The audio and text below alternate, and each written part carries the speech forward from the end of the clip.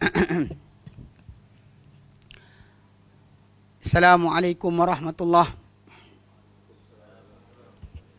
Bismillahirrahmanirrahim. Alhamdulillahirabbil alamin. Nahmaduhu wa nasta'inuhu wa nastaghfiruh. Wa na'udzu billahi min shururi anfusina wa min sayyiati a'malina. Man yahdihillahu fala mudilla lahu wa man yudlilhu fala hadiya lahu.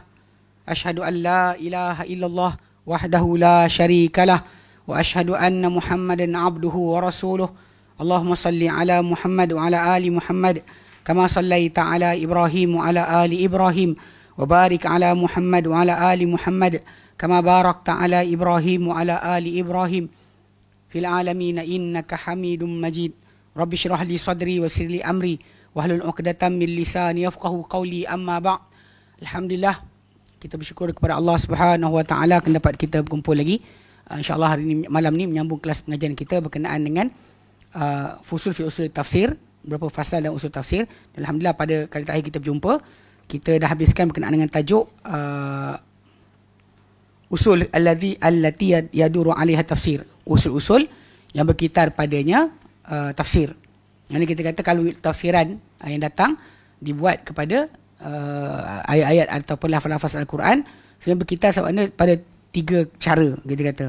Pertama, tafsir di atas lafaz, yang mana dia kata tafsir di atas lafaznya ada dua bentuk, iaitu dengan bentuk pertama tafsir kalimah itu sendiri, okay? Ataupun kedua tafsir dengan kalimah yang bertepatan dengan bahasa, okay? Kita kata yang inilah yang kita kata tafsir kalimah itu sendiri yang dibuat, ataupun tafsiran kalimah dengan apa yang bertepatan dengan bahasa. Ini kita kata macam konteks penjelasan kalimah-kalimah yang kadang-kadang bukan orang-orang Quraisy pakai, ataupun sebahagian para sahabat Nabi SAW, dia menjelaskan kalimah tersebut untuk memahamkan maksud dia. Tapi dalam masa sama, benda ni macam kita kata tak banyak pada salaf. Kan salafus salih, macam kita ambil itu contoh, bila mereka bincangkan berkenaan dengan kalimah tafakkahun, ya, fazaltum tafakkahun tu kan, Ibnu Atiyah berkata, dia nukilkan semua sekali. Ibnu Abbas kata apa, Mujahid kata apa, Qatadah, Ikrimah, Hasan al-Basri, Ibn Zaid, Abdurrahman bin Zaid bin Aslam. Kemudian hujung tu dia kata apa, semua tafsiran yang disebut tu bukan tafsiran dengan lafaz. Sebab kalau ikut lafaz, kalimah tu dikendaki dengannya tafakkahun tu, orang tu meninggalkan perbuatan bergembira atau berseronok. Itu tafakkaha, dia berkata fakaha bermaksud bergembira atau lapang dada. Tafakkaha meninggalkan perbuatan bergembira atau lapang dada. So, jadi Al-Quran tu macam persoalkan kenapa kalian akan berterusan meninggalkan rasa gembira. Tapi bila ditafsirkan oleh salafus salih, kita dapati boleh kata keseluruhan tafsiran mereka berkitar dengan pengertian ataupun natijah. Maksud dia kat situ yang macam disebutkan dari awal lagi, dalam usul yang berkitar padanya tafsiran, kita kata tafsiran ini bentuk yang pertama ni adalah yang jarang ada pada salafus salih. Bismillah.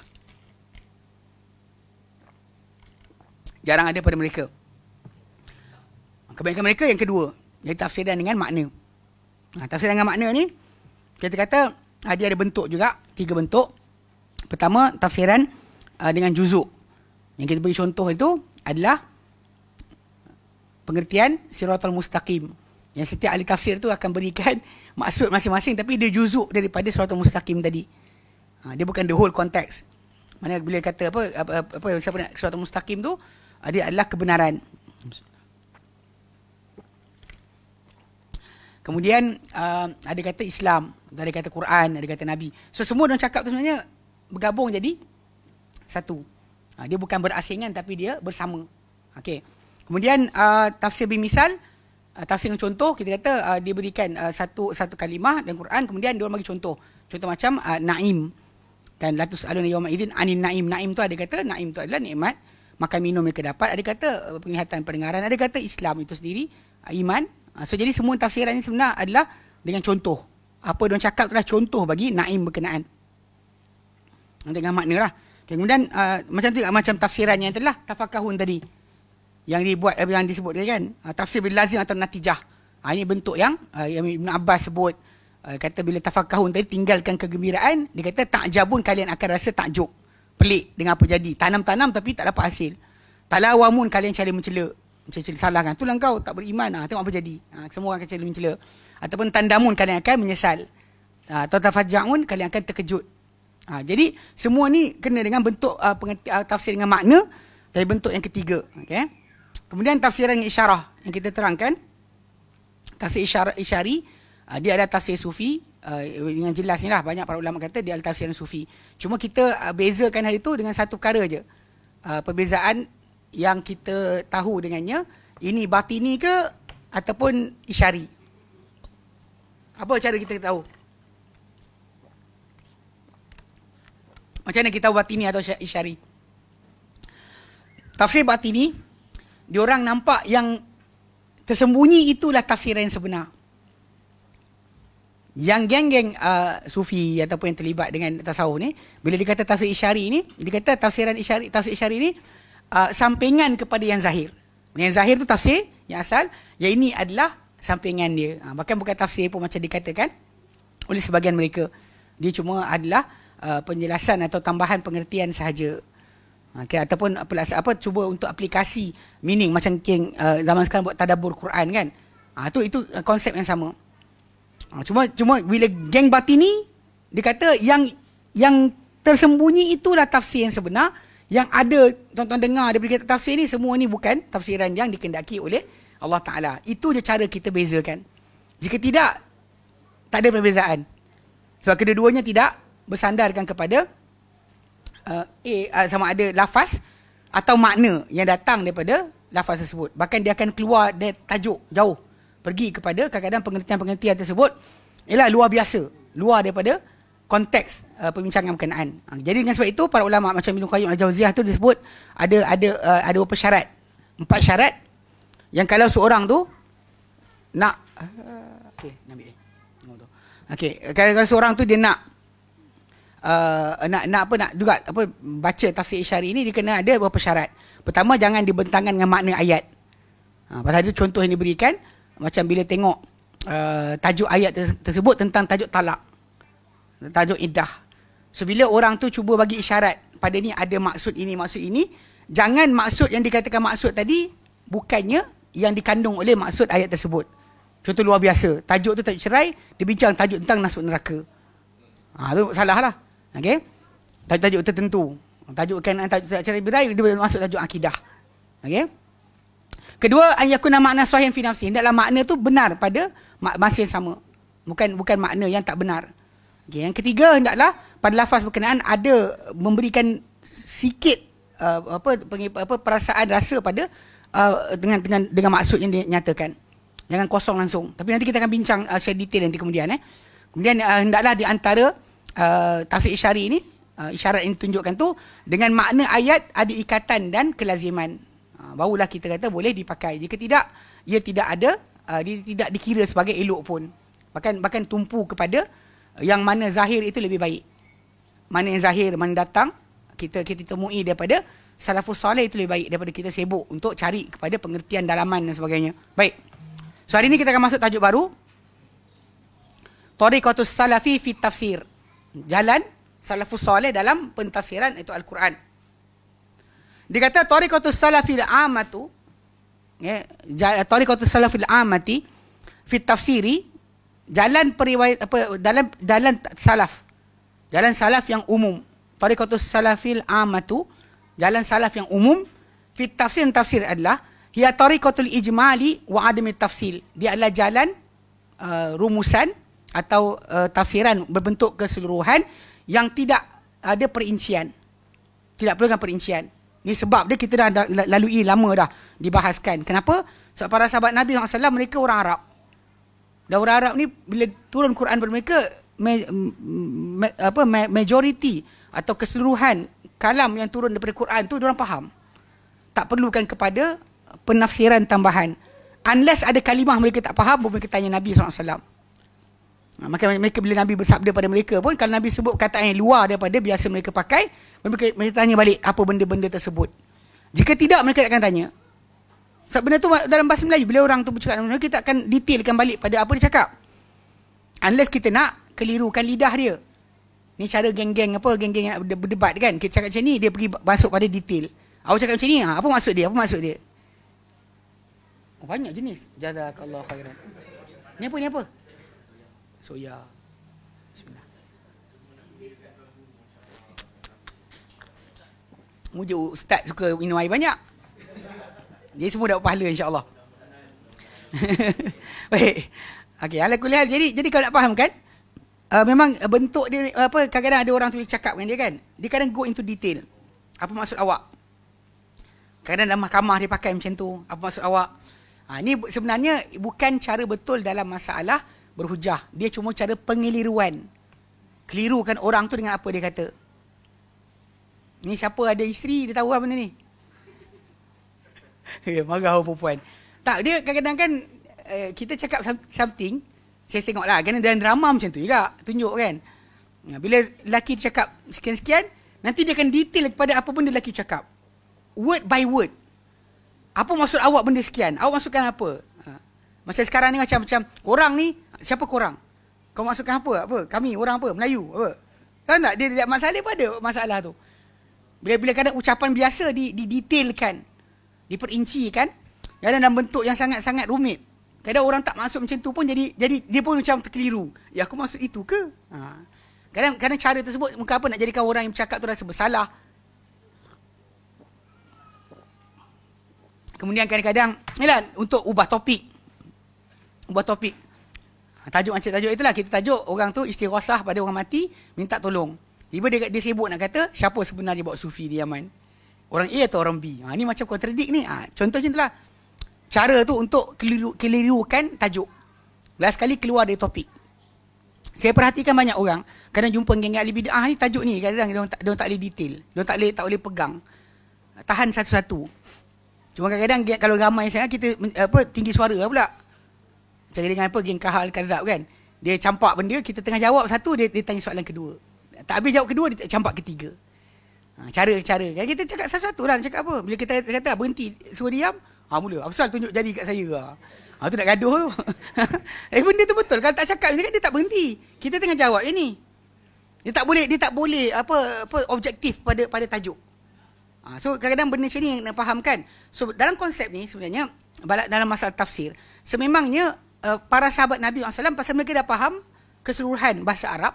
So bila datang Al-Quran, kalau tak ada kekeliruan orang tanya. Dia akan berjalan macam tu je. Dan Nabi sendiri SAW pun tak perincikan setiap huruf, setiap perkataan, setiap ayat. Apa yang perlukan penjelasan, Nabi akan jelaskan. Apa yang tak perlu, Nabi akan baca macam tu je. Sebab tu tak jumpa bila kita kumpulkan, bila orang tu kata nak tafsir Quran ni, yang Nabi je sabda. Dan dia akan kurang lah jumpa sebahagian kalimah-kalimah yang mungkin dia tak faham. Sebagai bukan Arab. Orang Arab tak ada masalah. Macam kita cerita itulah, apa? Zalikal kitab. Kan kita sebut kan, Ibn Abbas kata zalikal kitab ai hadzal kitab. Dia tak kata berlebih pun. Maksud dia tak ada orang macam kenapa zalika? Kenapa tak hadza? Kenapa? Kalau orang kita macam kenapa zalika? Zalika kan itu. Hadza kan ini. Titi bin Katsir kata apa? Memang ini orang Arab biasa gunakan.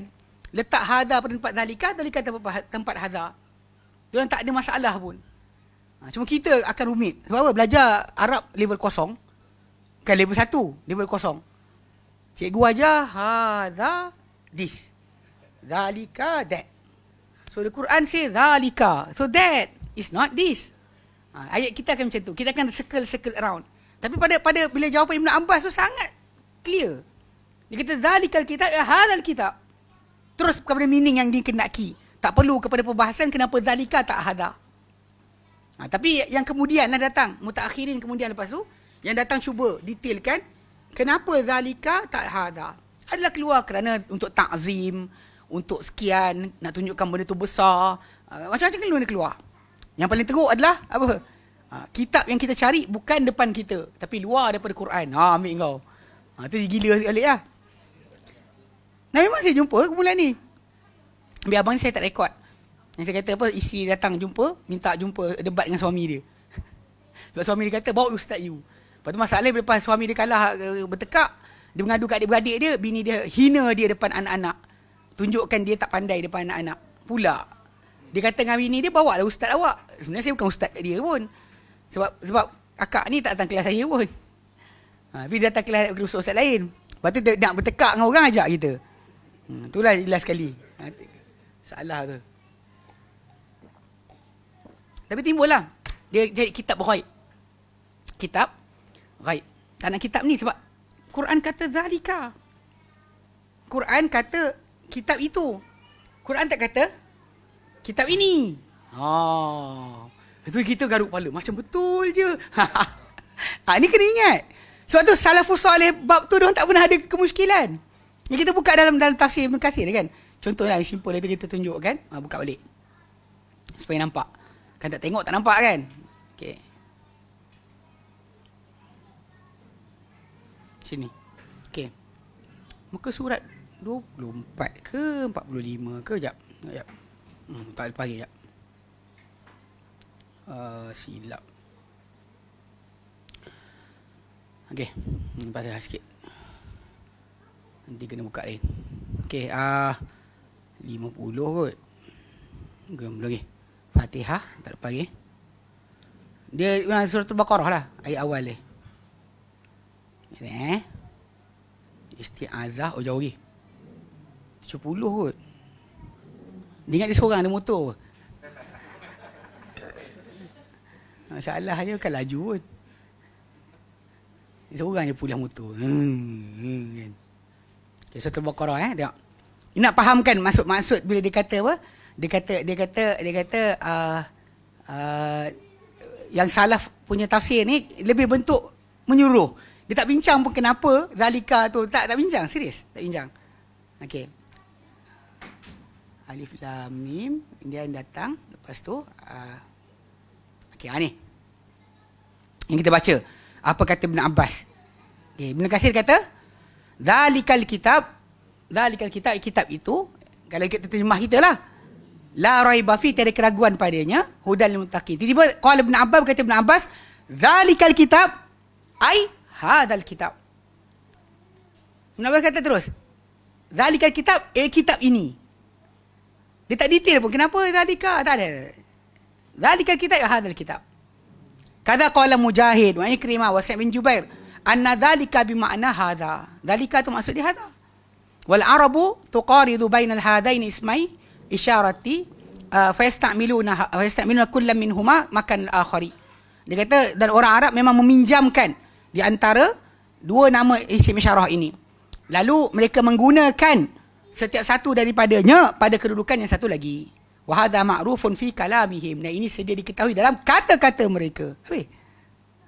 Kalau kita buka ini zalika, kenapa zalika? Saya ingat saya belajar dulu memang panjang jugalah ustaz saya cerita. Kenapa zalika, kenapa tak hadza? Sedangkan kata-kata salaf tadi sangat terang dan jelas. Memang orang Arab biasa pakai. Itu simple sebenarnya, cara simple nak faham. Macam mana yang kita kata pendetailan tentang sebutan ataupun cerita tadi sebenarnya tak berlaku. Ya. So dia kata tariqatul ijmali wal adami tafsil. Jalan menyeluruh, mana tafsiran tu secara menyeluruh bukannya perincian. Tidak memperincikan. Kalau Ja'far An-Nahas, Abu Ja'far An-Nahas fi kitabin, kitab beliau, Ma'anil Quran fi ma'radi naqlihi madhahibus salafi fil ahrufil muqatta'ati. Dia kata dalam pembentangan beliau dalam pembentangan nukilan beliau mazhab salaf atau pendapat salaf pada huruf-huruf yang putus-putus. Dia kata apa? Wa abyanu hadil aqwali, dan paling nyata pendapat-pendapat ini qaul Mujahid al-awwal, pendapat Mujahid yang pertama yang nukilkan daripada Mujahid, pendapat pertama dia ada berdua tiga pendapat, annaha fawatihu lisuwari, dia adalah pembuka bagi surah-surah Alif Lam Mim Taha Yasin Nun, dia pembuka surah. Wa kadza qaulu man qala, demikian kata-kata orang yang berkata hiya tanbih, dia adalah peringatan. Maksudnya dia lepas dengar huruf-huruf putus tadi, dia akan apa? Macam orang kita lah bila C I K, betul orang pun macam try nak apa? cantumkan, nak tahu apa benda dikatakan. Dia macam ingatannya tu je. Pembukaan. Ada yang kata dia cabar kerana Quran ni datang dengan huruf putus-putus ni. Kalau kamu boleh buat, buatlah. Ada pendapat macam tu juga. Tapi nak ceritakan ini adalah macam seorang kata-kata, dan sebagian para ulama kata dia adalah kata seru yang tidak pernah ada digunakan sebelumnya. Mana dengan sebutan alif lam mim ta ha mim, maka orang yang dengar tu dia akan start tulis nak dengar selanjutnya apa. Dia macam tarikan untuk attract. Ini pendapat sebahagian mereka lah. Macam dikatakan oleh Mujahid, dia adalah pembuka bagi surah-surah.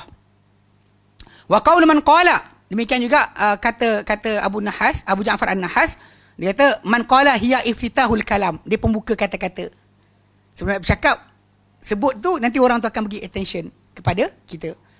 Dan something dia nak tahu apa sambungan, apa turutannya. Kalau itu sudut asal. Okey. Walam yashrahu dzalika bi aktsara min hadha. Dan kata Abu Ja'far An-Nahas, dan mereka tidak menjelaskan itu dengan lebih daripada ini. Itu je. Apa dia? Pembuka bagi surah. Pembuka bagi kata-kata. Memberi peringatan pada orang yang mendengar. Macam tadi yang apa? Hadang apa zalikal kitab tadi kan. Dia terus direct hadzal kitab. Dah. Habis cerita. Tak ada sambung, tak ada tambahan kenapa, apa sebab, apa yang ilah. Siapa mula gunakan, tak ada. Dia kata zalikal kitab, hadzal kitab, habis. Ini cara mereka dahulu dalam pentafsiran. Dia kata li'annahu laisa min madhahibil awwalin awaili, kerana bukan daripada mazhab orang-orang terdahulu. Bukan mazhab mereka pergi detail pada perkataan-perkataan yang datang. Inna ma ya'til kalamu anhum mujmala, dan hanya datang kata-kata dari mereka secara menyeluruh, bukan dengan perincian. Thumma yata'awwaluhu ahlun nazari, kemudian mentakwilkannya atau mentafsirkannya ahli nazar, ahli perbahasan perdebatan, ala ma yujibuhul makna, di atas apa yang dimestikan oleh pengertian yang datang. Orang kemudian yang akan datang cuba bahaskan lagi. Kenapa. Itu masalah kenapa tadi kan kita tak tahu. Orang yang cakap dia tak cakap benda pun. Orang yang datang kemudian ni yang cakap ini macam ni, mungkin macam ni, mungkin macam ni. Mungkin maksud dia macam ni. Mana dia orang cuba nak explain balik apa yang dikatakan oleh salafus soleh berkenaan dengan pengertian ayat atau kalimah dalam Quran. Adapun salaf sendiri tak, dia sebut macam tu dan dia berhenti. Okey. Qala Syekh Islam fi risalatihi al-mausumah bi al-mausumah bi, dia berkata Syekh Islam Taimiyah dalam risalah beliau yang dinamakan dengan tafsir ayatin, pentafsiran atau penjelasan ayat-ayat ushkilat, yang dimuskilkan, hatta la yujadu fi ta'ifatin min kutubit tafsir, sampai tak didapati dalam himpunan atau kumpulan kitab-kitab tafsir, fiha, yang dalamnya sawabun, satu yang betul pun. Mana kemuskilan tu datang, semua datang berikan penjelasan, kita buka kitab tafsir semua tak betul. Bal la yujadu fiha illa qaulun khata', bahkan tak ada dalam kitab tafsir tentang ayat-ayat tadi kecuali kalimah yang pendapat yang salah aja. Pendapat yang salah aja. Okey. Dia kata apa? Dia berkata qala fi tafsir qaulihi ta'ala, dia kata pada tafsir firman Allah Taala surah Al-Qalam ayat ke-6. Ayat ke-6 dia kata bi ayyikumul maftun, dengan siapakah di antara kalian yang maftun. Maftun daripada perkataan fatana. Fatana maksud dia uji atau fitnah. Kan? Siapakah yang kena fitnah? Apa maksud kena fitnah? Yang sekarang nak faham apa kena fitnah tu. Dia kata qala al-Hasan, berkata Hasan Al-Basri, ayyukum aula bisyaitan, siapakah di antara kamu lebih utama dengan syaitan. Tengok, orang tersebut diuji. Orang tersebut diuji. Tapi kenapa digunakan kalimah Hasan Al-Basri kata siapakah yang kamu lebih utama dengan syaitan. Ini sebab apa? Sebab masalah apa diorang faham ketika perbualan tersebut dengan Nabi SAW, tentang Nabi SAW. Mereka kata apa mereka kata tu sebab apa kan tuduhan mereka kepada Nabi SAW, bahawa apa yang Nabi dapat apa daripada syaitan, ataupun Nabi dirasuk maftun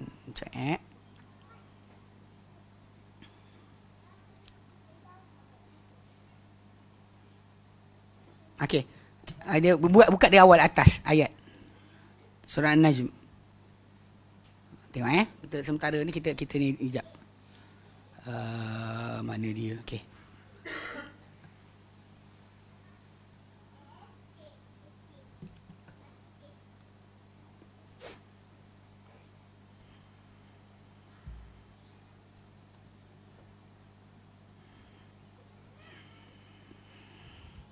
Tunggu sementara dia buka ayat ni sekejap.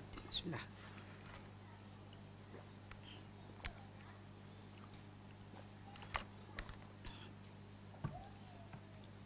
Lagi. Bismillah.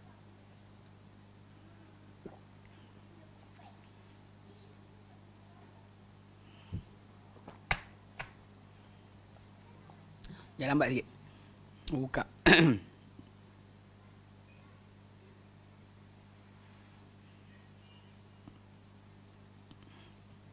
Sebab bila kita terus pergi pada ayat tersebut, kita tak nampak. Tapi kalau ambil daripada ayat kedua, kita akan nampak apa pasal Hasan Al-Basri kata maftun tu, dia sebut dengan gila. Bukan, dia tak sebut dengan gila. Walaupun ayat pertama awal tu, kan. Al-Qalam lah. An-Najm. Al-Qalam.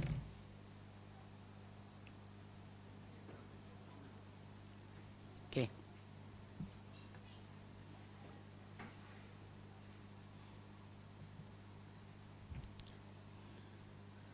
Kita tengok sini. Okay, tengok dalam surah Al-Qalam, ayat yang kita nak tu, yang ayat ke-6. Nombor 6 tu yang tajuk kita. Tapi bila kita tengok balik, okay, dalam ayat berkenaan, dia mula dari awal kan. Allah Ta'ala kan nun. Allah Ta'ala saya tahu maksud dia. Wal qalami wama yasturun, demi pena, qalam dan apa yang ia gariskan, ia tulis. Ma anta bi ni'mati rabbika bimajnun, tidaklah engkau dengan nikmat Tuhanmu orang yang gila. Tajuk dia gila. Wa innalaka la ajran ghairu mamnun, dan sungguh untuk engkau hai Muhammad ada ganjaran yang tidak putus-putus. Wa innaka la ala khuluqin azim, dan sungguhnya engkau benar-benar di atas akhlak yang paling agung. Fasatu basiru wa yubsir, engkau akan nampak dan orang juga akan nampak nanti. Apa? Bi ayyikumul maftun, siapa di kalangan kalian yang teruji atau terfitnah. Tapi maksud dia kat sini tengok bila sebutkan tentang tafsiran tadi, kalau kita balik pada asal, dia akan balik diri kepada gila tadi lah. Tapi bila tengok kepada kitab kita tadi, dia kata qala Hasan Al-Basri, berkata Hasan Al-Basri, ayyukumul aula bi syaitan. Qala fahum aula bi syaitan minan nabi. Beliau kata bahawa mereka lebih utama dengan syaitan berbanding nabi. Okey. Fa bainal Hasan bi al-ma'na al-murad. Mana kat sini Hasan Al-Basri dia terus jelaskan makna dikendaki dengan maftun tadi. Wa illam yatakallam ala lafzi, sekalipun dia tak kata tentang lafaz maftun tu, kenapa dia sebut masalah kait dengan syaitan. Sedangkan pada awal ayat kata tidaklah gila, kan? Okey, sebab apa? Kena faham sini. Saya jelaskan. Sebab orang yang gila ni, contohnya dia dikatakan bahawa syaitan duk kacau dia sampai dia tak betul fikiran. Dan banyak orang zaman dulu memang kalau orang-orang Arab zaman dulu pun, orang yang kena sawan kena sebagainya, dikaitkan dengan tajuk syaitan. Hatta Al-Quran Karim pun sebutkan berkenaan dengan tajuk orang yang makan riba. Innalladzina ya'kulur riba la yakumuna, mereka takkan bangkit hari kiamat nanti illa kecuali kama yakumul ladzi yatakhabbathu syaitan minal mas, kecuali seperti bangkitnya orang yang diganggu oleh syaitan, dikacau bilau dia oleh syaitan daripada rasukan. Ayat tu. So, jadi tajuk dia memang zaman dulu memang pakai pengertian itu, kefahaman itu. Tentang tajuk syaitan ni, dia akan bagi pendapat diorang lah. Syaitan ni kacau, orang tu akan kacau bilau, jadi gila. Sedangkan pada tajuk gila biasa, kadang kita boleh tajuk orang tersebut kena tekanan jiwa, ataupun orang tersebut kena demam panas, saraf rosak. Boleh saja dia menjadi berpenyakit rosak saraf dan jadi macam gila lah. Jatuh longkang. Macam ada seorang kawan saya dulu, kecil, kita main galah panjang. Adik dia tolak dia kat longkang, jatuh gila. Dia asal seorang yang normal, dah mula start tak pandai fikir, jadi dungu. Dia bukan dia kecil, adik tolak main galah panjang. tergantuk kat longkang. Itu contoh lah, maksud dia benda tersebut. Kalau kita kata hantu, start lah. Banyak orang kadang-kadang kan dianggap untuk sembuhkan orang macam ni kan kena panggil apa, bomoh, mandi air telaga, mandi air sekian. Kadang-kadang banyak orang macam tu. Ada juga saya ingat sekali, tapi tak ingat apa jadi pada orang tu, jadi apa wallahu alam. Dia kawan kita seorang, dia bawa saya, bukan masalah dia bawa semua orang. Saya kena, Ustaz Sufri kena, Ustaz Fashan kena. Dibawa pergi jumpa dekat rumah orang ni. Yang perempuan ni dia actually dia bekas model dan sebagainya, tapi keluarga dia kata dia gila lah. Dia lukis-lukis gambar lah benda, dia ada laptop sekian. Lepas tu dia apa? Dia entah kononnya kata tahu rahsia-rahsia something sebagainya. Pakai nikop depan mak bapak tapi isap rokok. Saya macam tak boleh brain. Cerita kelakar dia boleh masuk rumah yang waktu time Ustaz Fasan ni. Tengah-tengah Ustaz Fasan nak balik kan, tiba dia berdiri sebelah. Ustaz Fasan terkejut, Rasulullah. Dia kata. Tapi lah, diorang kata ada something. Keluarga tu kata. Saya pula nampak tak? Saya nampak dia ni memang actually pertama dia memang apa, ambil dadah. Dia ada terlibat dengan dadah. Jadi lah mungkin saraf dia rosak satu. Kedua, dia tak happy sebab anak dia diambil oleh suami dia. Saya kata, bila saya tanya sembang bapak dia kata, bila jumpa anak dia okey. Dia kan jadi normal. Saya kata, ni sebenarnya bukan apa, ni protes. Dia protes kat mak abah dia. Nikop dengan bapak dia pakai nikop. Waktu saya datang tu, dia buka nikop. Duduk depan saya. Saya kata, faham perempuan ni kan? Sembang lah, katalah. Saya sembang yang lain, dia sembang juga dengan saya. Duduk kan, minum kopi, isap rokok. Serius. Tak bohong je. Kisah benar. Tapi lah Ustaz Sufri pun lepas tu jumpa, anak kata, ada ke? Tak ada, Syekh. Tak ada benda pun, tak ada hantu lah. Dia kata. Dia sebenarnya dia protes. Kadang-kadang pertama apa tak ada dia daripada kecil. Cara kehidupan dia sampai dia jadi macam tu. Last sekali dia entah macam nak tunjukkan ni lah. Cuma orang kata pelik, dia tahu benda ni lah, tahu tulisan.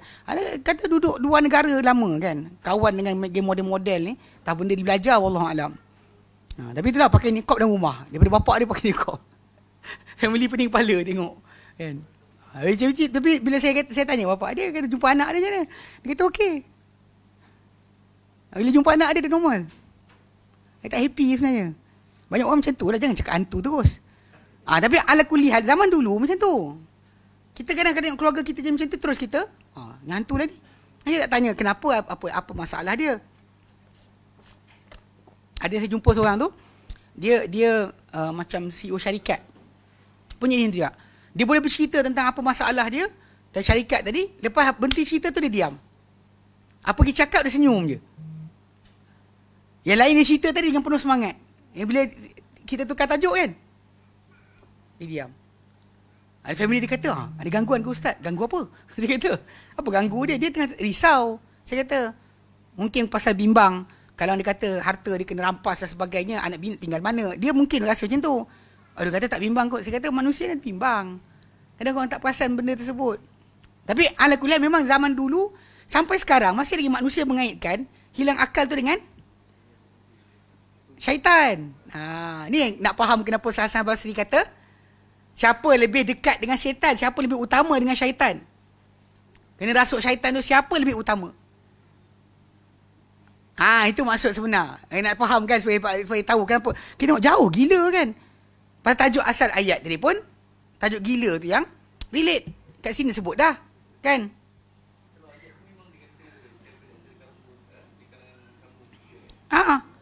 Maftun tu yang dikaitkan gila tadi. Tapi kita faham pasal dia patah balik ke atas. Ayat tu patah balik ke atas. Tidaklah engkau dengan nikmatmu, nikmat Tuhanmu, wahai Muhammad, seorang yang gila. Lepas tu ujung tu Allah Ta'ala kata, diorang akan nampak, engkau akan nampak, diorang akan nampak. Siapa di antara kamu yang gila? Betul lah kan? Okay. Tapi bila Hasan Basri sebut, dia kaitkan dengan tajuk, dia kata apa? Siapa yang lebih utama dengan syaitan? Kat sini yang kena faham balik. Dia sebutkan berkenaan dengan punca tuduhan mereka kepada Nabi SAW. Dia kata Muhammad ni gila sebab syaitan duk kacau dia. Sampai ada orang di kalangan Arab dia datang nak ruqyah Nabi. Nabi baca Quran, dia masuk Islam. Dia nak ruqyah, datang ruqyah Nabi. Dia nak ruqyah Nabi. Dia kata kau gila ke? Dia anggap bahawa gila tu adalah sebab daripada jin, daripada syaitan. Orang tu nampak. Tapi macam kita kata balik, bila kita relate diri kita zaman sekarang, kita dapati memang orang yang gila kadang bukan sebab kerana hantu, tapi kerana dia punya jiwa kacau, tekanan. Tang hari lah itu kata. Tang lahir, bapak dia kata nak buat macam mana. Saya kata payah juga kan. Saya nak cakap lebih, kita tak bukan tinggal situ. Tapi saya kata dengan bapak dia Australian. Model lah. Tapi bila saya cerita kat bini saya, dia kata lain kali nak pergi bawa dia. Pasal cerita buka nikop. Kalau saya cerita buka nikop tu, dia bagi kot saya pergi lagi. Tapi cerita kelakar. Tapi kisah benar lah. Kisah benar. Yang mana kita tengok dia kan. Cuma bila saya tanya bapak dia cakap terus terang. Ketika jumpa anak dia, kata normal. Dan kita tangkap sebenarnya. Boleh tahu dah sebab sebenar. Bukan sebab hantu. Tapi sebab tu. Tapi tajuk relate gila dengan hantu syaitan ni, dulu sampai sekarang masih lagi berlaku. Sebab tu Hasan Al-Basri kata kan, ayyukum aula bisyaitan. Maftun tu, ayyukum aula bisyaitan. Siapa di antara kamu yang lebih utama dengan syaitan? Qala, dia kata lagi, fahum aula bisyaitan minan nabi sallallahu alaihi wasallam. Maka mereka lebih utama dengan syaitan berbanding Nabi sallallahu alaihi wasallam. Sebab kan Nabi dapat wahyu. Wahyu Nabi dapat tu, dia anggap benda tu entah syaitan yang bagi. Nabi diganggu oleh syaitan. So Hasan Basri jelaskan makna dikendaki. Yang maksud dia adalah untuk buang apa dia kita panggil apa? Kekeliruan yang mereka kata Muhammad dapat daripada syaitan. Gangguan syaitan menyebabkan dia berkata sedemikian.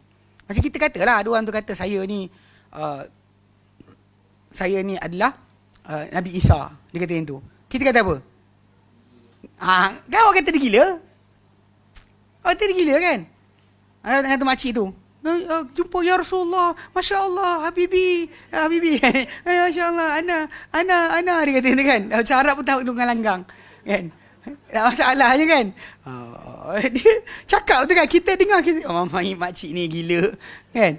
Waktu family dia pun kata dia ada masalah jiwa. No, it's normal. Itu normal. Soalan aku pasal Nabi, dia ada bukti. Kalau sesiapa datang bercakap zaman kita ni, kita reject macam tu je. Tak ada kata, tapi ustaz dia hafal Quran. Walau dia hafal Quran, walau dia hafal hadis, dia datang-datang dia kata, saya lah pemimpin Bani Tamim. Okay. Itu kena faham Sekalipun dia tak berkata-kata tentang lafaz maftun tu, dia tak ulas. Tapi dia terus lompat kepada hubungan maftun tadi dengan hubungan tajuk gangguan syaitan. Ini adalah seperti ini yang kita fahamkan. Ibn Taimiyah kata ka'adatis salafi. Ini seperti kebiasaan salaf. Biikhtisaril kalami, dengan meringkaskan kata-kata, ma'al balaghati wa fahmil makna, berserta dengan balaghah dan juga pemahaman makna. Bila saya terangkan balik masalah gila itu kait dengan syaitan, faham kenapa yang dikatakan oleh Hasan Basri tadi. Okey. Dia kata istafadu min qauli hadaini alimaini, dan diperolehi faedah daripada dua kata-kata orang alim ni. Itu yang pertama, Abu Ja'far An-Nahas, Abu Ja'far An-Nahas serta Syekh Islam Taimiyah rahimahullah. Dia kata anna tariqatas salafi, bahawa jalan salaf, anna tariqatas al-ammata, yang umum fi tafsir, dalam tafsir, jalan salaf yang umum dan tafsir adalah hiya tariqatul ijmali la tafsil. Dia adalah jalan penyeluruhan, jalan kata-kata rumusan, bukan perincian. Mana general, bukannya datang dengan lafaz tafsir tadi dengan perincian. Wadzalika, dan itu li'annahum lam yakunu bihajatin ila tafsil. Itu adalah kerana mereka dahulu tidak perlukan kepada perincian. Kama ihtajahu al-mutaakhirun. Macam mana ia diperlukan oleh golongan yang terkemudian. Siapa yang terkemudian perlukan kepada perincian, yang mana dulu tak perlu. Cuma ialah masalah kaedah tadi, perincian tadi perlu maksud dia penting atau tidak. Itu tajuk lain lah. Kadang-kadang ada orang kata kalau lah salaf tak cerita, kita kena cari juga, gali. Sebab kita tak dapat iman macam diorang. So kita kena cari lebih. Ini masalah juga ni. Sebab in the end last sekali kita takalluf, memberat diri dengan perkara yang tak perlu. Cuma katakanlah persoalan yang timbul, kita boleh faham. Itu je. Boleh fahamkan kepada orang lain apa maksud yang sebenar dikendaki. Itu kenapa kadang-kadang penting untuk itu je. Tapi kalau untuk kata kita memperdalamkan pemikiran, mendalamkan perbahasan, itu bukan. Balas sekali kita akan jadi ahli kalam. Dan kita sibuk nak menyelam pada tempat yang Nabi dan para Rasul berdiri di tebingnya. Kan?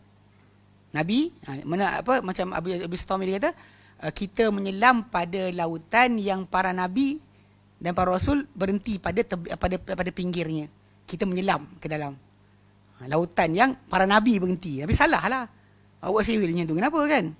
So balik pada asal, kalau dah Nabi berhenti, awak berhentilah. Yang awak pergi terjun apa? Pada itibak kita kepada Nabi, bukan kepada orang-orang lain yang tidak ada kaitan dengan anbiya. Apa nak kata macam, tapi kita ni wali. Wali pula. Habis lah. Itu kena faham. Yang konsep tadi kan, mana keperluan tadi tu, kalau contoh macam betul, macam kita perlukan nak tahu huwa huma hum, kita kena faham. Itu adalah dhamir. Dan tak faham dhamir, tu jadi kes. Huwa tu nama Allah. Tapi tak faham huwa. Pasal huwa boleh jadi apa saja. Dia. Betul guna kami lah. Nahnu. Nahnu pun ada. Inna nahnu pun Allah Ta'ala guna kan. Kenapa tak guna itu? Tapi ini realiti lah berlaku lah. Pasal kita lihat yang jenis-jenis ni, kebanyakan mereka jahil bahasa Arab. Dan bila dia kembangkan explanation, kadang orang Arab tak nak pakai pun kaedah tersebut. Tak pernah ada orang Arab pakai maksud yang mereka gunakan tu. Itu kena faham. Kadang-kadang kita tak perasan main-mainkan kalimah, bahasa dan sebagainya. Kadang-kadang kaedah dia cakap tu tak pernah diketahui pun oleh orang-orang Arab. Dia orang cakap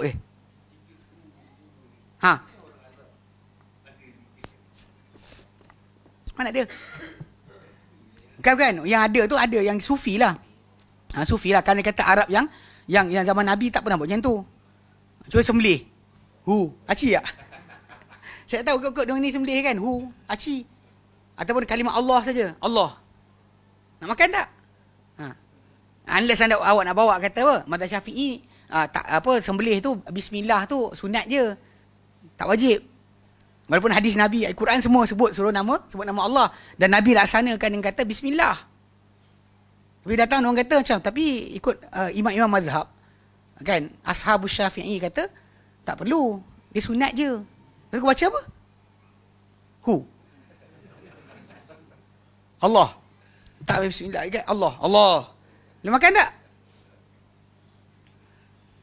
Ni dia jaga sikit. Nama yang tak apa, kadang-kadang bila Allah Ta'ala kata fakulu mimma dzukira smullahi alaih, makan daripada apa disebut nama Allah padanya, Nabi tunjukkan sebut nama Allah tu adalah dengan bismillah, bukan Allah. Tak edi kan?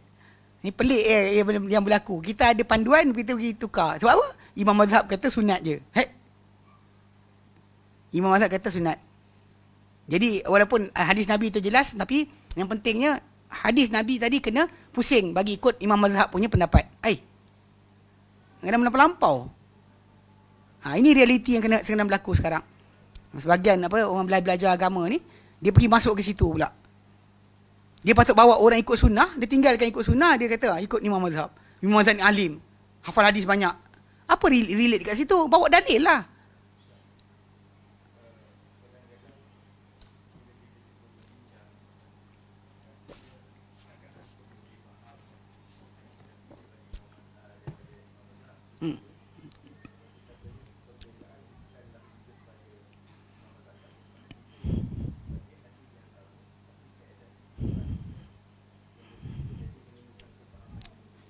Kita kan, dia kata imam mazhab tadi, mungkin takkan kita lebih tahu daripada imam mazhab.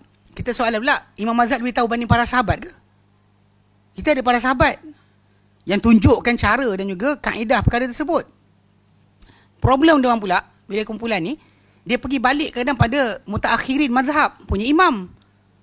Dia tak ambil yang awal, dia tak ambil pada tabi'in, dia tak ambil sahabat, dia ambil ujung. Kalau dia kata benda tu khilaf daripada awal, kita ada masalah kat situ untuk siapa-siapa nak ambil pendapat suka hati dia. Tapi kan dia kata semua dah kat atas ni sepakat. Datang yang kemudian tiba-tiba datang mungkin maksud lain. Jadi macam kes ustaz sesat seorang tu. Rejam bukan ijma'. Rejam bukan ijma'.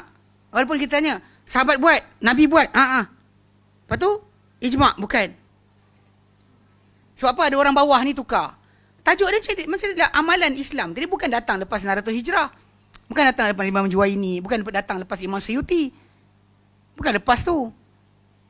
Datang awal lagi. Then relate kepada atas tadi. So balik pada asal, kita tahu bahawa ketaksuban mazhab tadi memang berlaku di antara manusia tadi. Ada orang yang ikut mazhab tadi, memang dia tak nak. Dia mesti imam dia betul. Dia Hanafi buat macam tu juga. Dia terbalikkan nas ikut kepada apa dia nak. Dan siapa yang betul? Everybody will say that imam dia tak salah. Ni kena faham betul ni, pasal balik pada asal, imam tadi bukannya Nabi. Kalau dia kata dia bawa pada Nabi. Sebab tu Imam Syafi'i kata, bila sah hadis, ia mazhabku. Ada orang kata, tak, ini untuk mujtahid je. Orang yang mujtahid, boleh. Last sekali, geng-geng ahli bid'ah pun buat benda sama. Ada imam kata boleh, imam kata boleh. So, saya ada bila orang kata, ada ulama' kata boleh, kita takkan lebih pandai daripada ulama' tersebut. Dan Imam Ramli, dalam mazhab Syafi'i, dia kata cuma tunisan tu adalah mustahab. Dia bawa. Tunggang. Mustahab. Imam Ramli kata yang tu. Imam Al-Haytami, Imam Al-Haytami kata dia makruh je. Dan tunggang. Sebab apa? Sebab ada kata macam tu. Dan nak kata apa? Takkan imam tak tahu? Pusing balik. Habislah yang tu. Kita takkan ditanya mengenai ikut imam mana. Kita ditanya untuk ikut, adakah ikut Nabi? Amadha ajabtumul mursalin. Dalam konsep benda macam ni, kita kata berjaga-jaga daripada jatuh dalam kesalahan tu lebih baik. Ikut nas tadi awak takkan masalah. Saya ikut orang tadi boleh silap. Telahan dia, sangkaan dia. Dan kalau dia kata ada nas, 2 nas datang, dan kita ada masalah dari awal lagi akan jadi khilaf. Kalau tak kemudian, datang kemudian, ni masalah sikit. Jadi benda macam ni perhatikan balik.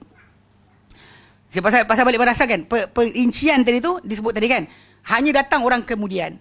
Orang dahulu tak perlukan. Bahkan soalan sekarang ni kita nak tambah tadi kan, adakah kita perlu perincikan lagi daripada apa yang telah disebut oleh salaf? Tu soalan dia. Ada tak lebih dahsyat lagi kita nak perincikan? Kalau tak ada dalil, kita nak buat apa? Nak ikut siapa? Itu masalah juga. Balik pada asal dalam bab akidah, bab ibadah, bab akhlak. Kan benda tu dah datang itibak kepada Nabi adalah wajib. So kenapa nak kena pening kepala? Ada sibuk kata siapakah lebih alim, kita atau diorang? Memanglah diorang tak alim, tapi masalah diorang apa, salah proof ke? Tahu waterproof, salah proof. Takkan salah. Boleh salah masalah dia. Kita kata bawa pada dalil tadi, bukan masalah kita nak bermain dengan bahasa mendalam-dalam kan, last sekali pening kepala. Last sekali tak ada buat apa-apa. Okay. Baik. Dia kata alladzina, yang orang-orang terkemudian ni, ba'udat alsinatuhum an lisanil arabi, yang jauh lidah mereka dari lidah Arab. Ya. Fahtaju ila ziyadati tafsili li bayanil makna. Lalu mereka perlukan kepada penambahan perincian untuk penjelasan makna. Tapi walisalafi fi tafsirihim turukun wa ta'abir. Namun untuk salaf, dalam tafsiran mereka ada jalan-jalan dan juga gambaran-gambaran. Takbir cara buat gambaran. Ini dalam bahasa Arab biasa kalau kita masuk sekolah Arab, dia di kelas takbir. Tu takbir apa? Dia letak gambar, terangkan apa awak nampak. Kita dengan susun ayat ni pandang, tak tahu pun dia cakap kan. Apa pun dia cakap, nak cakap apa? Cakap lah. Pantai cakap. Bagi kat kelas takbir. Bukan takbir mimpi. Bukan dengan mimpi orang betul. Saya rasa awak akan, bukan. Takbir ni untuk gambaran. Masa dapat ayat tadi, jalan mereka untuk pentafsiran dan juga jalan-jalan dan gambaran, cara mereka menggambarkan yang mereka gunakan. Ia yastamilunaha inda tafsir Al-Quran, ketika pentafsiran Al-Quran. Diorang ada sebenarnya jalan dan cara penerangan, cara penjelasan yang mereka gunakan ketika tafsiran Al-Quran. Wa yumkinu istinbatu hadhihi turuqi min jardi kutubit tafsir. Dia kata boleh untuk kita keluarkan jalan-jalan ini daripada pembacaan beliau, daripada kita mengkaji atau melihat kepada kitab-kitab tafsir. Allati tahtamu bi ibaratis salafi, yang ia mengambil berat tentang gambaran salafus salih. Wa ta'allaqa 'alaiha, dan dia bergantung kepada kata-kata salaf. Macam sekarang ni kita ada lah kitab apa, Mawsu'at Tafsir bil Ma'thur kan, yang Syekh Musa Tayyar menjadi dia punya penyelia, yang 24 jilid tu besar. Boleh, kitab tu boleh pakai. Kita boleh tengok cara mereka gambarkan, cara mereka sebut. Kalau kita boleh rajin nak baca balik, kita nampaklah apa bentuk yang dinyatakan kat sini. Dunaka mujmalatan. Ni, dia kata ni dibentang pada engkau secara menyeluruh.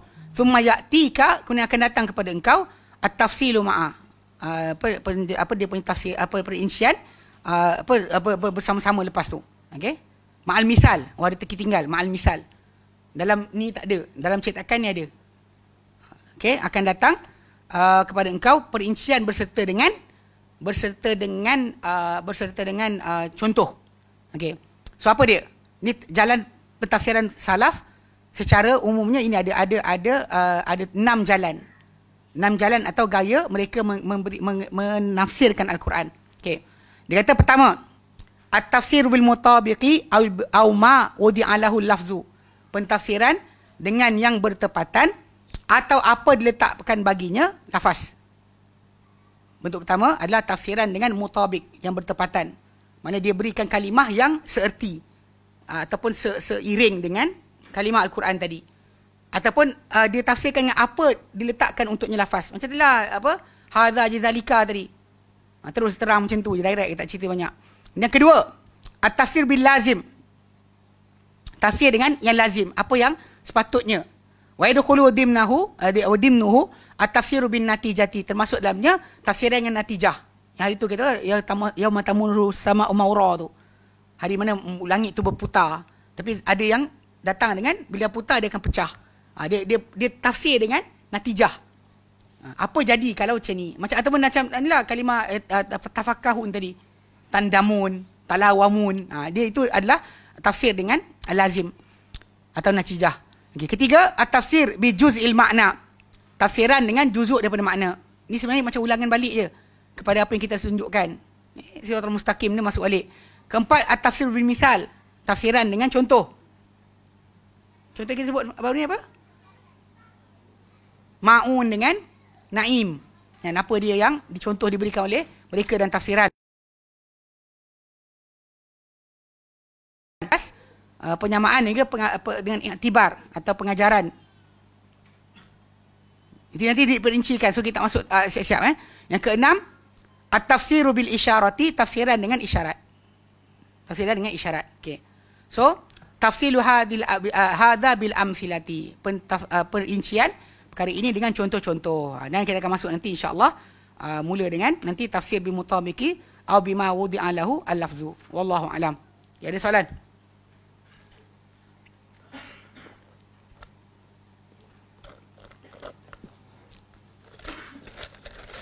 Soalan bertulis ke? Sila. Macam exam. Assalamualaikum Ustaz. Ada yang mendakwa bahawa seorang yang lambat jodohnya dikaitkan dengan gangguan syaitan, jin, sihir. Adakah dakwaan ini berasas?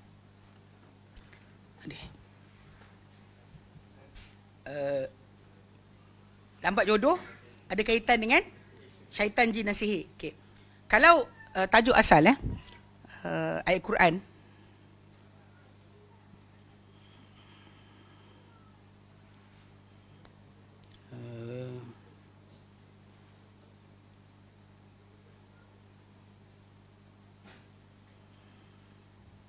ayat Syura 50. Ban.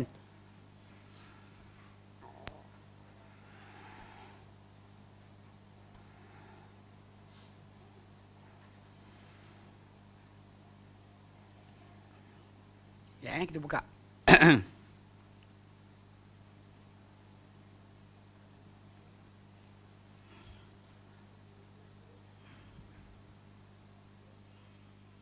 Lah. Dia tak pergi lah.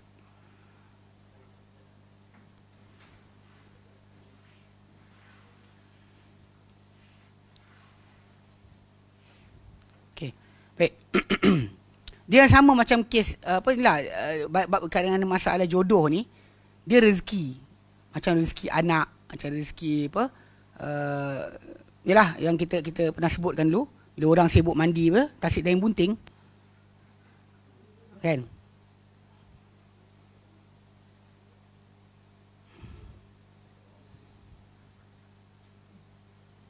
Okay. macam ayat 50 lah, 50, 49, 50 surah berkenaan, surah Asy-Syura. Memang bab jodoh perkahwinan dan sebagainya, dia berkaitan dengan masalah jodoh, berkenaan dengan rezeki Allah Ta'ala berikan. Dia bukannya tajuk panggil apa, di tangan kita semua sekali. Banyak orang sebutlah jodoh dan maut, ajal dan maut di tangan Tuhan kan. Jodoh di tangan Tuhan. So semua orang sebut ayat tersebut pandai. Kadang-kadang solat pun tidak, tapi jodoh di tangan Tuhan. Okey. Dia kalau nak katakan berkenaan dengan sihir tu, ada part bahagian dia dalam masalah gangguan. Macam rezeki biasalah. Kan rezeki, macam jodoh perkahwinan. Kan macam mana Allah Ta'ala jadikan dalam sihir ni tadi ada part macam surah Al-Baqarah 102. Keupayaan sihir ni untuk menjadikan seorang yang berkahwin tu boleh berpisah dengan pasangannya. Tapi semua tu dengan izin Allah Subhanahu Wa Ta'ala lah. Bukan datang dengan sendirinya. Untuk relate direct kepada syaitan dan jin kata apa sebagai kesan utama, jawapannya tidak lah. Tapi kalau anda kata antara asbab mungkin. Asbab mungkin. Asbab dia mungkin. Antara punca.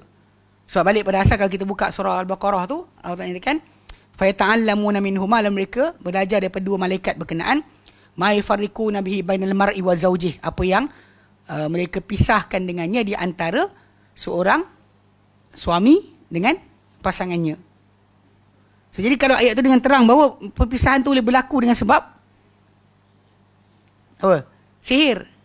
Tapi Allah Ta'ala kata wa ma hum bidarrina bihi min ahadin illa biiznillah. Dan mereka tak boleh mudaratkan dengannya, dengan sihir tadi siapa kecuali dengan izin Allah. So basic yang kena faham sekarang, boleh jadi benda berkenaan diganggu sedemikian, boleh jadi, tapi bukannya panggil apa, direct atau automatic sedemikian lah. Pasal orang kita pula bila solution jadi pelik. Jodoh tak cukup, tak dapat jodoh, kita sibuk apa? Mandi bunga. Kan nampak kat situ tak relate dengan dia punya apa? Dia punya solution tu dengan punca tu tak ada kaitan. Kalau betul kita kata sekalipun macam sihir tadi kan, yang membenarkan sihir tu berlaku pada kita adalah Allah Ta'ala. Yang boleh hilangkan Allah Ta'ala jugalah. Kenapa pula cikgu ustaz dan cikgu Moh? Sebab tu kadang-kadang problem yang kita ada sekarang ni dalam masyarakat kita, ikutkan pen Nabi SAW sendiri. Baginda disembuhkan daripada sihir dengan Al-Falaq dan An-Nas.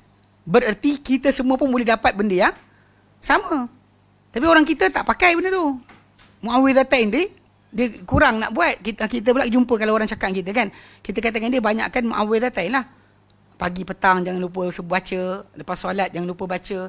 Kalau rasa disihir sekalipun, kena banyakkan baca lah. So Nabi disembuhkan dengan dua surah tersebut. Tapi dia tak cukup cari ustaz. Kan dia ustaz, sakit-sakit dada cari ustaz. Ustaz pun tak apa, saya datang nanti. Jadi last kali lah, nampak tak? Nak kata direct tu, nak kata betul macam tu tak lah. Balik pada ada rezeki, macam kes apa, orang menyaga kena sihir. Memang ada orang menyaga kemudian apa diganggu penyagaan dia dengan sihir. Memang ada pun, siapa kata tak ada. Cuma bukan semualah. Janganlah semua sekali salahkan sihir. Tapi kalau anda kata sihir sekalipun, dan solution dah ada. Dah diberikan.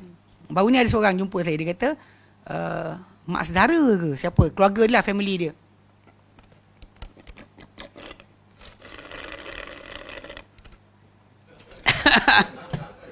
Okay, tukar. Dah habis tu tukar ni pula. Bismillah. Yang saya minum banyak macam mana? Okay. Dia kata macam ni, family dia percaya yang seorang di antara keluarga dia ni macam kena saka. Maksud dia orang dapat tahulah cerita orang kata makcik ni ada apa? Ada datang apa dia payah mati. Dia don't relate pula, tak payah mati ni sebab ada makhluk lagi masih dalam badan. Makan banyak tapi sekian-sekian. Lepas tu keluarga tu dah start. Ada sekali tu dia baca Al-Quran. Dia orang cakap lah, nampak macam asap keluar daripada rumah tu, dia lompat-lompat. Okay. Tak tahulah. Saya makan banyak, minum banyak ada apa? Ada suka. Dia bujang macam tu. Orang bujang makan banyak setiap pelik. Maggi apa? 5 sekali makan. Maggi 5 sekali makan. sampai? 3. Saya 5. Tak kuat lagi lah. Okay. Tak ada saka. Tak. Cerita dia. Lepas tu dia tak minta nasihat saya. Dia kata nak buat apa. Saya terang kepada dia, pertama, saya tak boleh tajuk nyawa ni tersangkut sebab masalah hantu tadi. Sebab kalau patut mati, malaikat datang, cabut nyawa habislah. Dia kata, tapi macam dia macam ni. Jadi, rasa sini lah. Saya kata, just teruskan. The family suruh baca surah Al-Baqarah sentiasa, saya kata. Syaitan tak masuk rumah yang dibaca dengan surah Al-Baqarah. So, buat. Berterusan, saya kata. Dan baca Al-Falaq dengan An-Nas. Selang seminggu kot, meninggal. Tak perlu panggil ustaz, tak perlu panggil siapa. Itu yang dia buat mengarut lah. Dia pasang geset. Saya kata dia buat mengarut ni tu. Lah pasang, baca lah. Kita baca tu ada kesan dia. Suara kita keluar. Ni jenis malas gila tu pasang satu rumah. Lepas tu lari. Pasal lari. Atau pasang dalam bilik, lepak dekat depan tengok TV.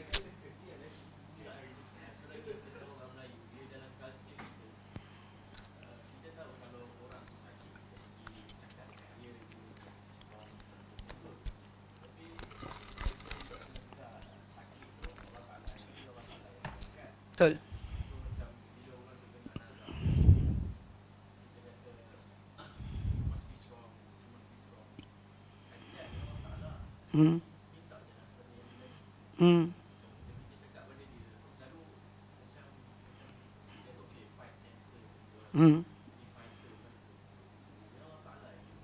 Betul. Di sini, bab berkenaan masalah apa kata-kata nasihat kita pada orang sakit. Sepatutnya kita jumpa orang sakit ni macam Nabi SAW sendiri jumpa orang sakit, Nabi kata tahur insya-Allah. Semoga sakit engkau ni akan jadi penghapusan dosa engkau insya-Allah. Itu tahur tu. Maksudnya tahur insya-Allah, ni sakit ni pembersihan dosa insya-Allah.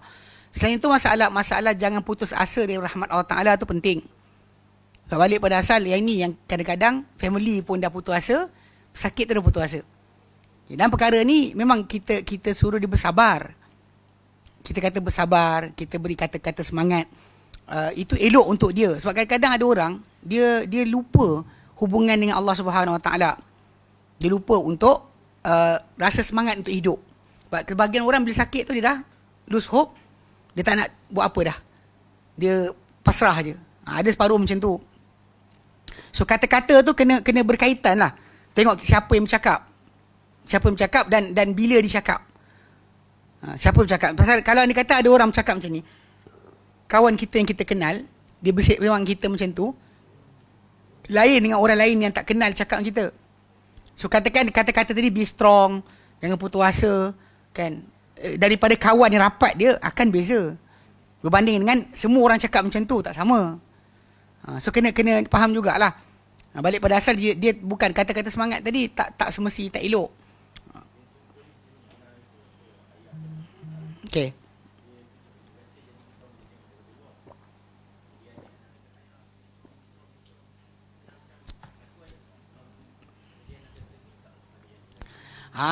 Ini masalah salah faham lah ni. Maksud dia kalau dia kata orang tu be strong, dia cakap itu macam ni geng-geng ikut ni ke? MLM Ikutlah apa yang jenis aura-aura ke apa?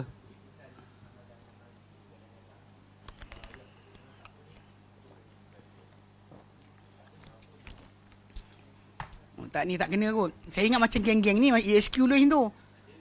Dia gunakan macam mana positive words. Kata-kata positif untuk kononnya mengubah keadaan. Tapi kadang-kadang benda tu macam dia kan sebut tadi walaupun tak dengar pun, tapi macam the power of the words actually konon beri kesan. Itu tak betul. Sepatutnya dalam tajuk ni rayu pada Allah Ta'ala lah. Saya ingat macam apa Syekh Muhammad Arifi. Saya pernah sebut kat cerita ni. Dia cerita tentang seorang perempuan. Perempuan ni anak dia umur 2 tahun collapse, kidney liver rosak, kidney rosak, terbaring dekat katil, tak boleh bangun. Bawa pergi hospital dah putus asa lah, tak boleh buat apa. Budak 2 tahun. Awak nak cari buat apa?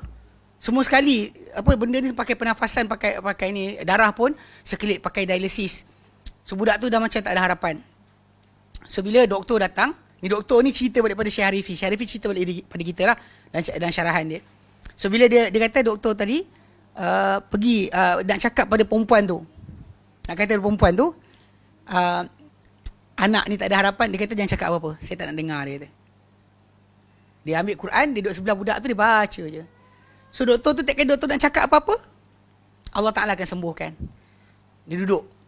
Actually dia duduk ni sebelah anak dia ni.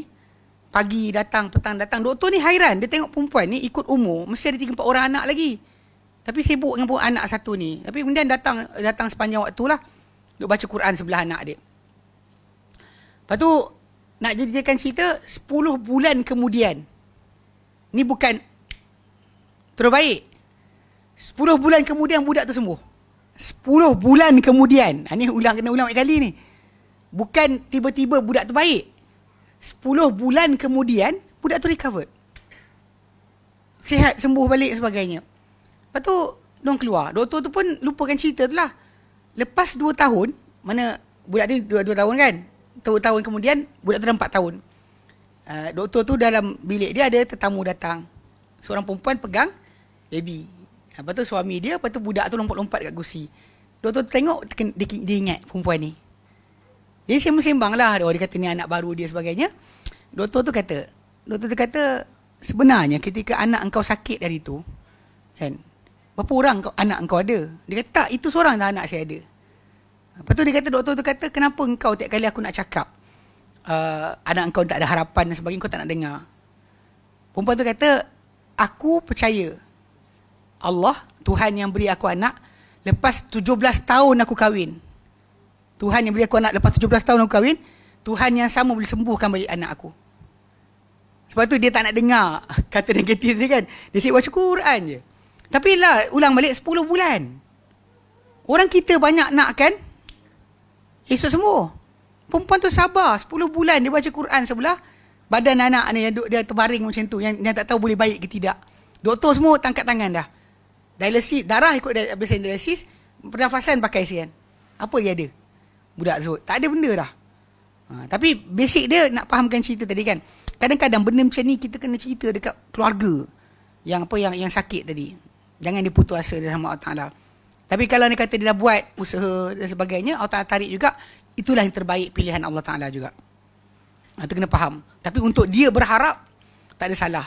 Tapi the words macam tadi kata baik be strong tu, itu bukan. Saya rasa kadang macam ni, benda ni macam ajaran yang kultus-kultus ni, cult ni, banyak dia berikan macam kata-kata baik, kata baik jadi baik. Macam tu. Dia macam tu ayat dia. Kadang orang Melayu kita pun bila orang tanya kan, dia sekarang sakit, abah sakit, macam mana abah? Baik, alhamdulillah. Kita macam pelik. Asal tak cakap tak sihat lagi. So, para sahabat Nabi dan kisah-kisah yang datang, diorang jawab macam tu. Diorang kata kepada Nabi, tak sihat lagi. Macam kisah seorang lelaki yang rambut dia bulu dia habis, badan habis dia habis bulu dah. Macam anak burung.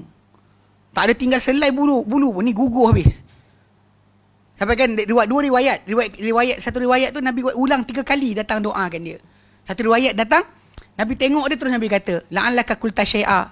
Kau barangkali kau ada cakap something. Kau ada cakap sesuatu. Lepas tu dia mengakulah, dia kata, ya Rasulullah, ya aku ada cakap satu. Aku kata, ya Allah, kalau aku ada sebarang dosa untuk dihukum hari akhirat, habiskanlah dekat dunia. Nabi ketika tu marah. Nabi kata, kenapa minta diazab? Kenapa tak kata Rabbana atina fid dunya hasanah wa fil akhirati hasanah wa qina adzaban? Kenapa engkau minta diazab? Engkau takkan mampu, Nabi kata. Kau takkan mampu. Itu kadang-kadang benda yang kita kena faham. Kadang benda tersebut nak ceritakan Nabi dengar dia tak sihat, Nabi datang lagi. Faham tak? Orang kita pula ada idea, kalau tak sihat jangan cakap tak sihat, cakap dah sembuh. Bila tak sembuh, orang takkan angkat tangan, ya Allah si fulan sakit, sembuhkanlah dia. Kadang ada Melayu ni punya tradisi ni pelik sikit. Dia punya kepercayaan. Macam kalau saya ingat waktu mak saya sendiri sakit, ada nasihat daripada bomoh sebagainya, kata jangan cakap mak sakit lagi. Cakap dah sembuh. Sebab nanti kalau cakap dah sembuh, nanti mungkin orang yang buat sihir tadi pun berhenti buat sihir. Kerana dah sembuh, tak edi juga, tak payahlah. Dia ada idea macam tu. Pelik sikit lah. Secara asalnya benda macam ni kita kena jaga sikit. So balik pada soalan tadi kan, Memang sebenarnya kita nak kata direct kata ada, jawapannya tidak. Pasal benda jodoh adalah rezeki Allah Ta'ala agihkan. Tapi dalam masa yang sama memang macam mana perkahwinan tadi boleh berpisah. Suami tengok bini tak menyampah dan sebagainya. Memang ada perkaitan. Sihir tu boleh, ada kait. Tapi cara pelepasan tadi janganlah buat benda bid'ah. Cara kita tak nak kena sihir tadi dan buatlah ikut sunnah. Banyakkan baca Al-Falaq dengan An-Nas. Kan kemudian baca dalam rumah tadi baca Al-Baqarah, elakkan. Yang alhamdulillah macam family yang kawan tu dia teruskan buat baca Al-Baqarah aje. Lepas seminggu meninggal. Nenek tu. Nazak tak boleh mati kan. Baca Al-Baqarah aje. Tak payah panggil bomoh, tak payah buka atap, tak payah. Serius. Kalau orang lain buka atap dah. Diorang dah menuju ke situ dah. Tapi family ni ada certain adik-beradik dia kata jangan buat. Jangan panggil orang bukan-bukan. Dia memang ikut kan diorang punya dah idea tu dah datang dah. Panggil ustaz buka atap. Kalau rumah flat nak buka atap tak mana? Okey, tapi contohlah. Jadi memang ada kesan jodoh tadi dekat situ, tapi bukan semua. Dan kalau ada sekalipun, cara penyelesaian dia adalah dengan sunnah Nabi sallallahu alaihi wasallam. Allah Ta'ala yang izinkan berlakunya sekatan tadi, Allah juga yang boleh hilangkan. Bukannya dengan buat bid'ah.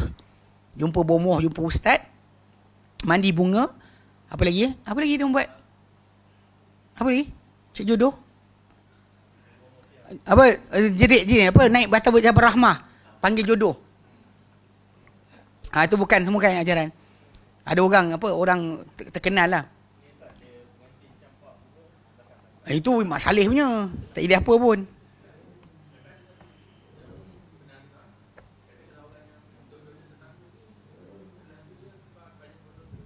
Mana pula dosa? Kalau dia kata orang bukan Islam tu banyak je dia punya duit sebab dosa benda dia buat. Tak logik langsung. Milih sangat je kak. Dia nak apa benda tak tahu. Malu satu benda. Dia punya angan-angan tu tinggi sangat. Letak. Tak cari tak jumpa. Apa dia?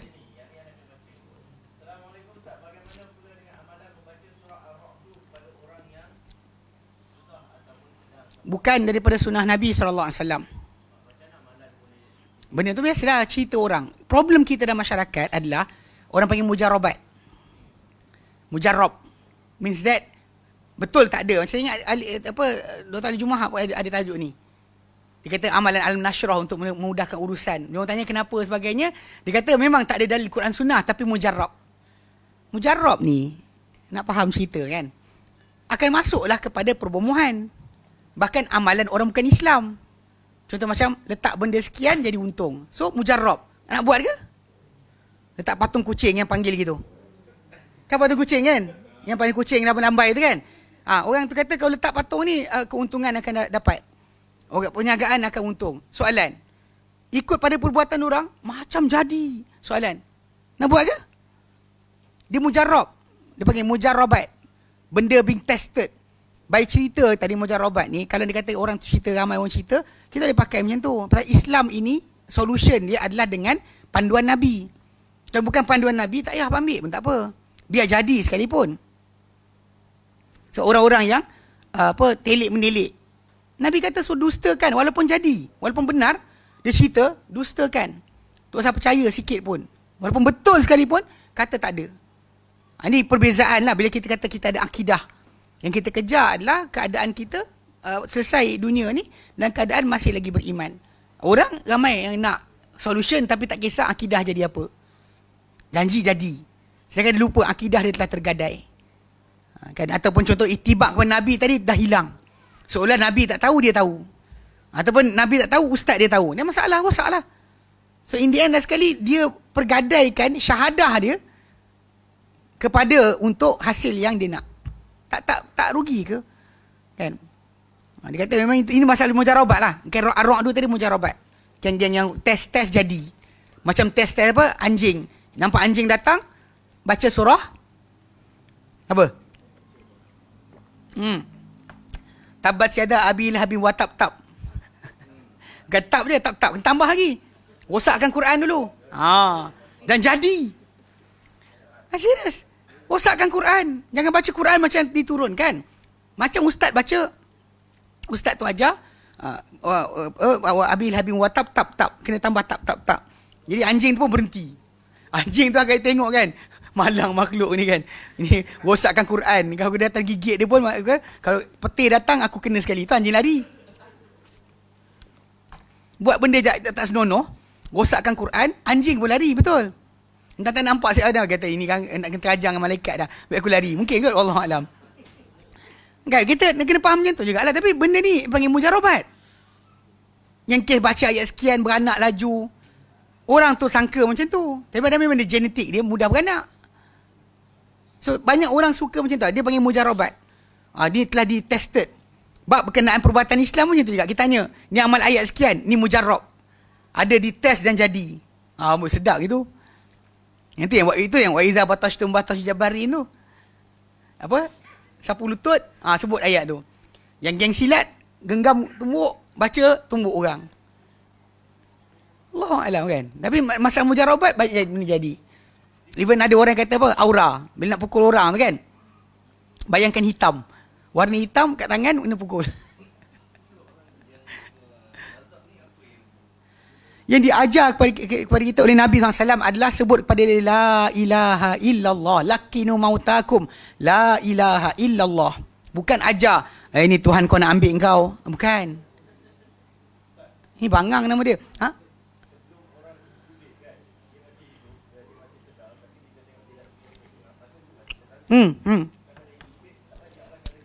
Sebelum intubate.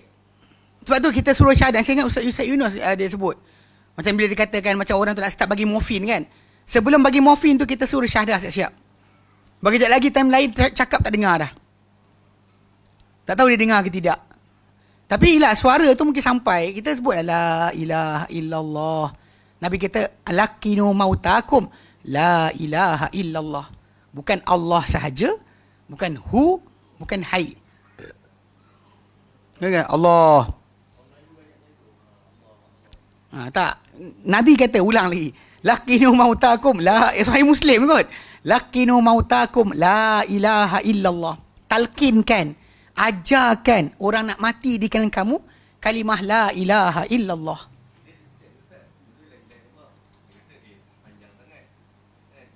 Itu dia pandai banding Nabi. Dia bijak lagi daripada Nabi. Setan-setan ni dia lagi pandai dari Nabi. Bijak seorang tu. Tak ada sebenarnya. Buka kitab Janaiz, tak ada. Ini datang daripada geng Sufi. Geng ahli kalam, Sufi, jadi macam tu. Adapun daripada ulama-ulama fik yang jelas pasal nas dah ada. Tak ada datang kat situ lain. Sebab kalimah Allah saja, tak ada sebarang tauhid. Tak Nabi tak isbat Allah apa? Kan? Tapi kalau kita la ilaha illallah, itu nafi dan isbat. Sebab itu yang Nabi suruh kita pisikkan. Itu Nabi tawar pada bapa saudara dia. Bapa saya nak mati, dia kata, Ya ammi qul la ilaha illallah. Cakap la ilallah je. Aku hujah untuk engkau dengannya hadapan Allah Ta'ala nanti. Datang geng-geng ni potong terus.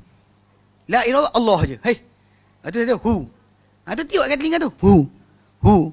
Apa benda tu pakcik? Ajar dia syahadah. Hu. Nampak bangang kan? Macam mana? Baik.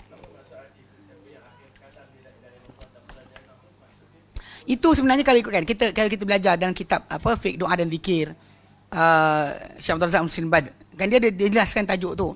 Hasan Al-Basri dia datang jumpa Farzadik, salah seorang penyair Bani Umayyah.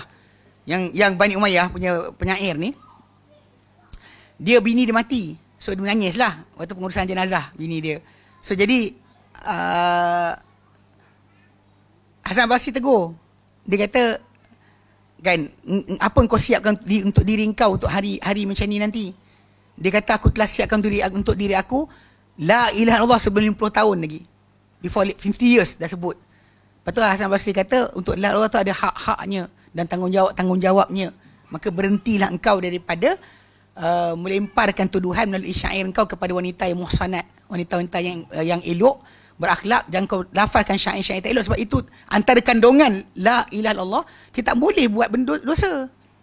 So, jadi masalah asas kan, bila kata barang siapa akhir kalam la ilaha illallah, Nabi sebut macam tu. Dan ada pula khalisan min qalbihi, ikhlas daripada hati dia. Sebab tu la ilaha illallah tu ada syarat. Dia bukan hanya la ilaha illallah saja. Sebab tu orang munafik lafazkan la ilaha illallah tapi tak nilai. Diorang lafazkan la ilaha illallah juga. Tapi kenapa tak ada nilai?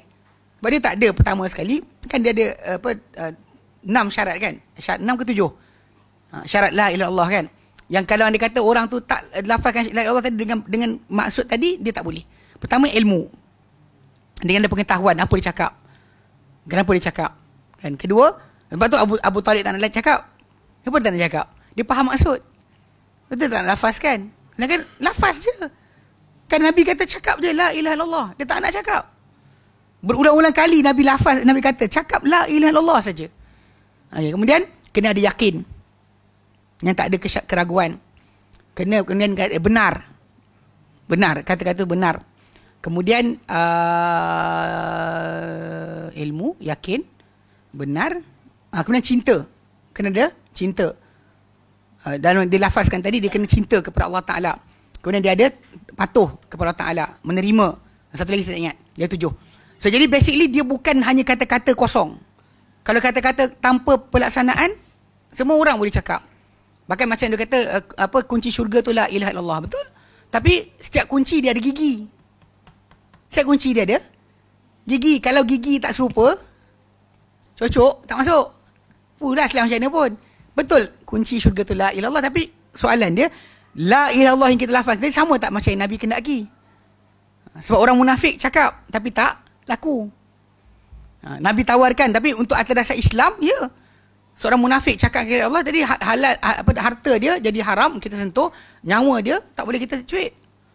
Macam mana dikatakan, macam Usama bin Zaid kena marah kerana menyentuh, membunuh seorang lelaki kata la ilaha illallah. Bukan kata hu je atau Allah je.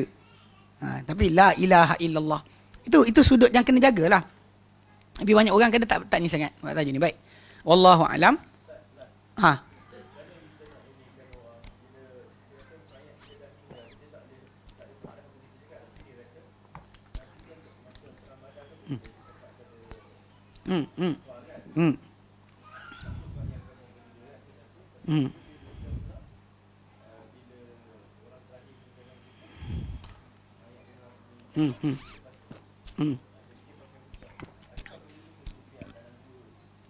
Pertama sekali masalah apa yang mayat boleh dengar dan apa yang dia boleh berguna untuk dia. Itu dua perkara.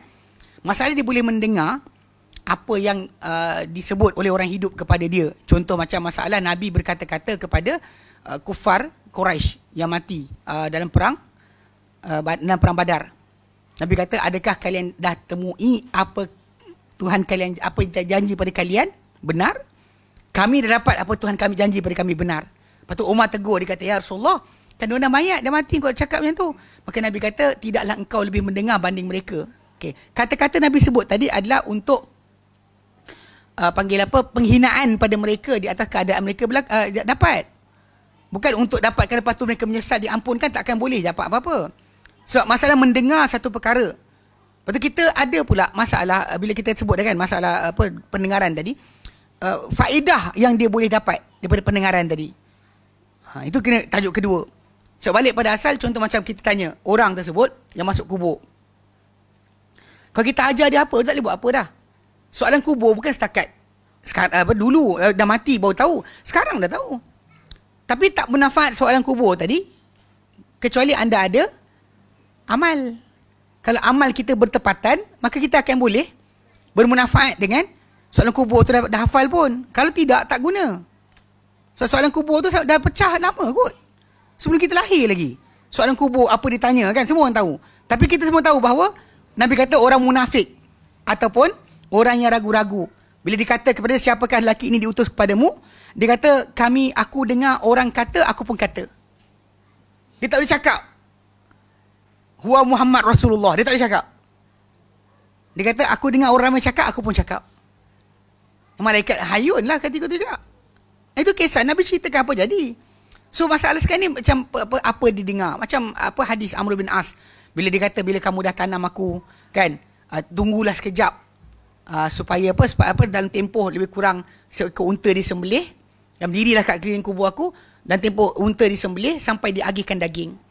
supaya aku dapat berteman dengan korang dan aku nak lihat nanti apa nak aku jawab kepada utusan Tuhanku.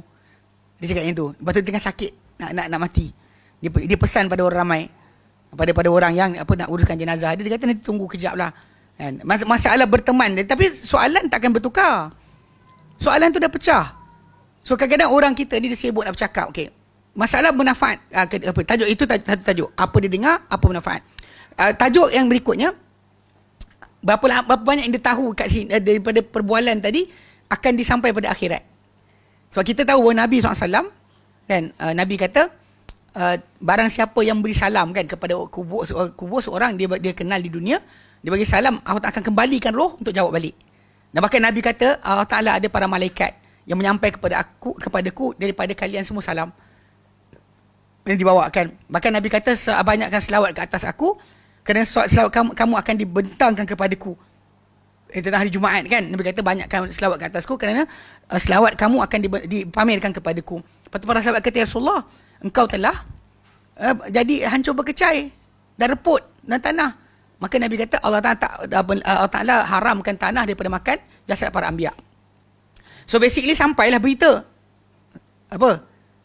salam dan juga selawat. Tapi masalah apa berlaku pada para sahabat dan sebagainya, Nabi tak tahu. Kalau kita baca pula hadis tentang haud, telaga. Kami di telaga nanti, Nabi SAW kata, akan ada orang dihalang dari telaga aku. Aku kenal dia.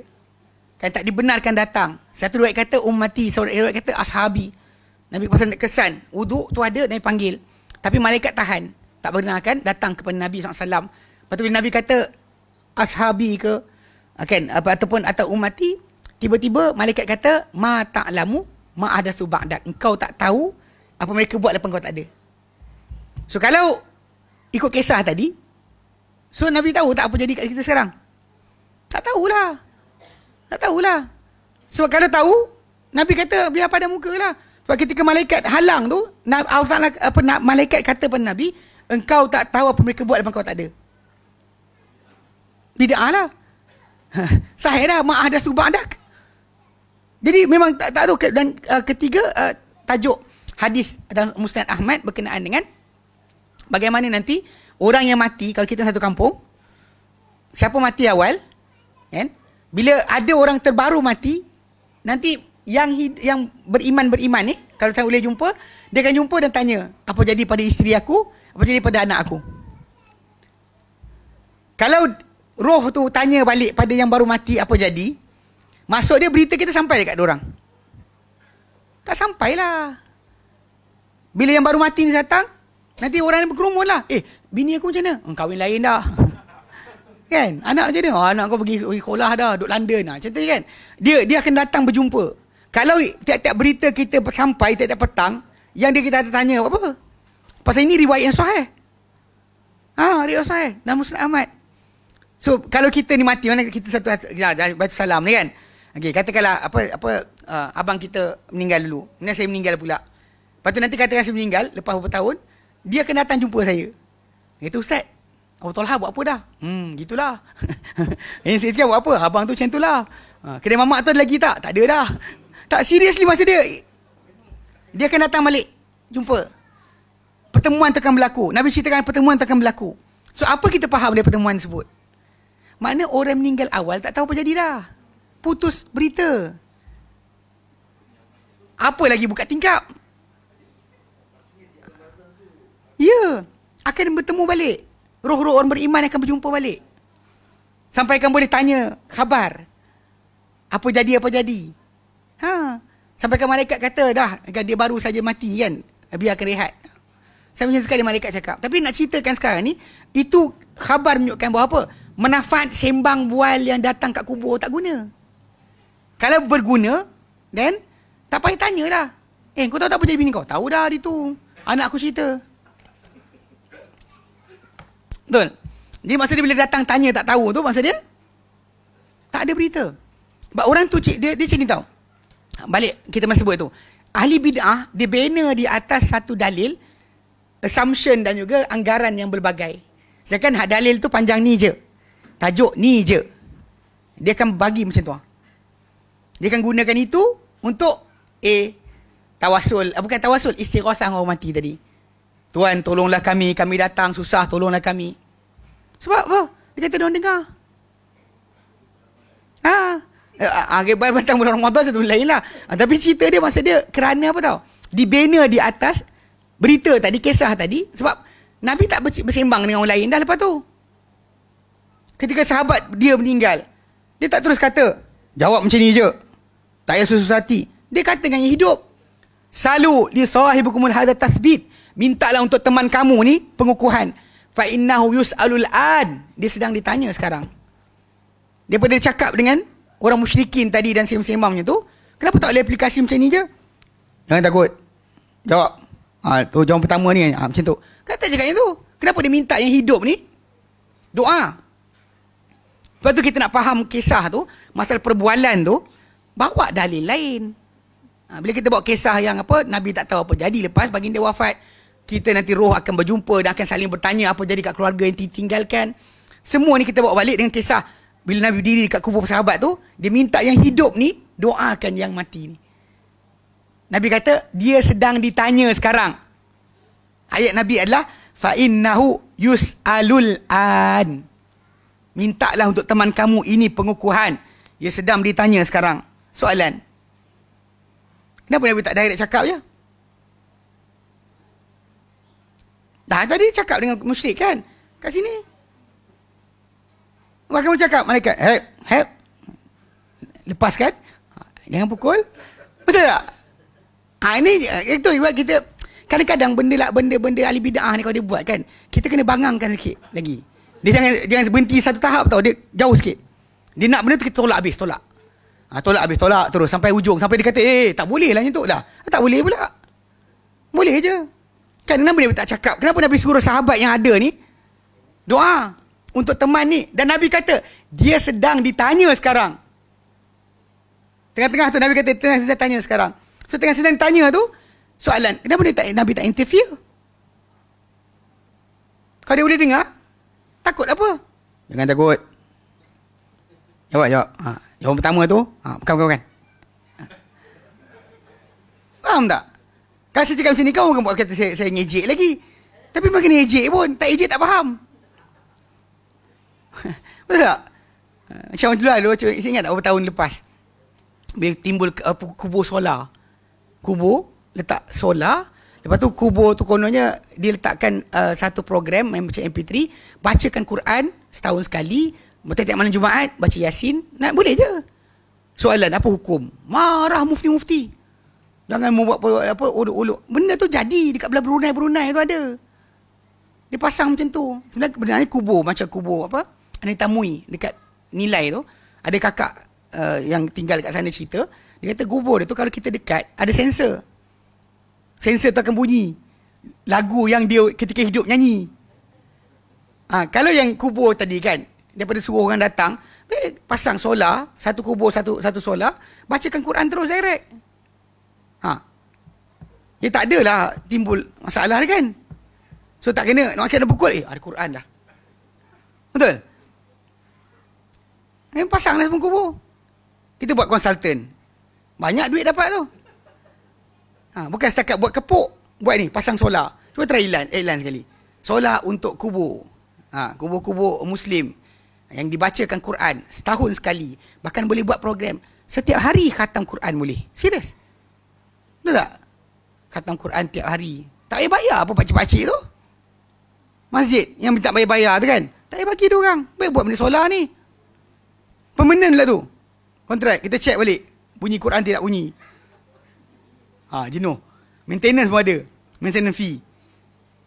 Tak, cerita dia kalau kita buat macam ni, dia kata buat lawak pula. Tapi, soalan, siapa kata, ada dalil kata tak boleh? Ada dalil kata haram? Ada? Buatlah.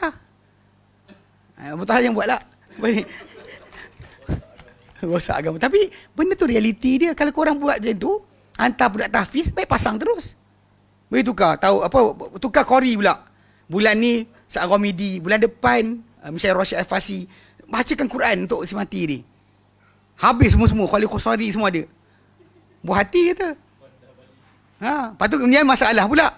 Kubur abang lain. Kubur saya lain. Kubur dia lain. So jadi, kontraktor lain-lain, baca Quran beza-beza. Dia ni tengah baca Yasin, ni tengah baca Al-Baqarah, ni tengah baca sekian. Kubur meriah kot.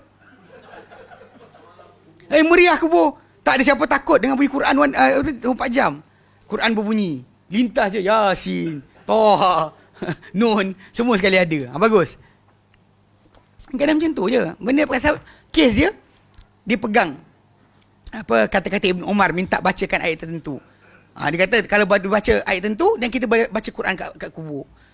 Sekarang ni kalau sahih sekalipun bukan menjadi ajaran. Kalau pula kata terima, dan kita boleh buat lah ini. Bagi saya.